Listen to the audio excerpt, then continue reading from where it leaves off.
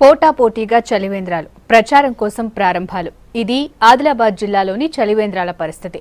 ప్రజల దాహం తీర్చేందుకు ఏర్పాటు చేసిన చలివేంద్రాలు నీళ్లు లేక ఖాళీగా దర్శనమిస్తున్నాయి. ఒక్కరోజు ఆర్భాటం చేసిన లీడర్స్ ఇప్పుడు వాటిని పట్టించుకోవటం మర్చారు. ఆదిలాబాద్ జిల్లాలో వేసవి తాపంతో జనం అల్లాడిపోతున్నారు.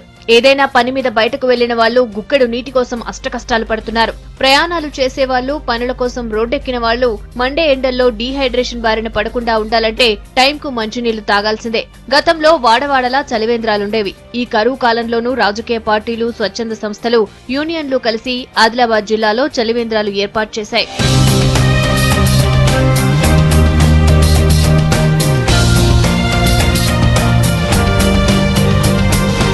అన్నని చెప్పలేం, కానీ కొన్ని నామకే వాస్తే అన్నట్టుగా మారిపోయాయి. చలివేంద్రాల పేరుతో ఒక్కరోజు హడావుడి చేసి చేతులు దులుపుకుంటున్నారు. లీడర్లను, అధికారులను పిలిచి చలివేంద్రాలు ప్రారంభించి ప్రచారం చేసుకుంటున్నారు కొందరు.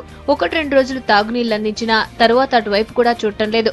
రోడ్డున వెళ్లేవారు దాహం తీర్చుకునేందుకు చలివేంద్రానికి వస్తే ఇదిగో ఇలా రంజన్లు ఖాళీగా దర్శనమిస్తున్నాయి. చలివేంద్రాలు ప్రారంభించిన రోజే ఉంటాయి, తర్వాత చలివేంద్రాలు అనేది కనిపించకుండా పరిస్థితి ఉన్నది. కేవలం రాజకీయ ప్రచారం కొరకే వీళ్ళు ఈ యొక్క చలివేంద్రాలు ప్రారంభించి మళ్ళీ 2వ రోజు దాన్ని మానివేయడం జరుగుతుంది. ఈ రోజు ఎవరైనా ఎండకొచ్చి అక్కడ చలివేంద్రం ఉన్నది పోయి మనం నీళ్లు తాగుదామని వెళ్ళేసరికి రంజన్లలో నీళ్లు ఉండట్లేవు.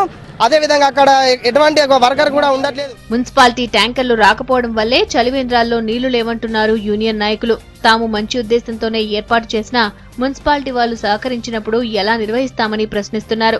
ఆటో యూనియన్ అక్కడ నుంచి నీళ్లు లాపుతున్నాము. అయితే మున్సిపాలిటీలు సరిగా మాకు ట్రాక్టర్ నుంచి నీళ్లు దాకులేరు. అయితే మేము ఆటోలు అందరూ కలిసి అక్కడ పోయి ట్యాంకర్ దగ్గర పోయితే మేము పంపుతాం, ఇప్పుడు లేక మళ్ళా పంపుతాం అని అంటే ప్రజలకు ఇబ్బంది అవుతున్నది. ఆదిలాబాద్ లో పోటాపోటీగా 10 రోజుల్లో 87 చలివేంద్రాలు ఏర్పాటు చేశారు. కానీ ప్రస్తుతం నడుస్తున్నవి కేవలం 19 మాత్రమే. చాలా మంది ప్రచారం కోసమే ఇలా చలివేంద్రాలు ఏర్పాటు చేశారని గుస్సా అవుతున్నారు పబ్లిక్.